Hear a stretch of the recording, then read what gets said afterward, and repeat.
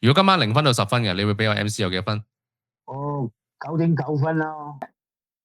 我覺得開咗電商咧，就等於開咗間鋪咁樣。我曾經都試過自己喺網店啊，即係做啲網頁啊咁樣。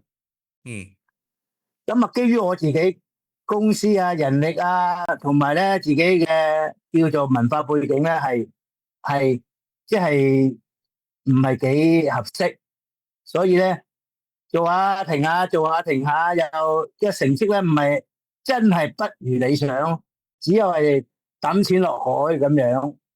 嗯咁啊，直至到即係而家，我覺得而家咧經過呢段即係叫做疫情嘅洗禮啊，好多人嘅生活習慣都變晒噶啦。咁樣點解聽到咧？都係 Facebook 嗰度，透過 Facebook 嗰度會引流出嚟嘅。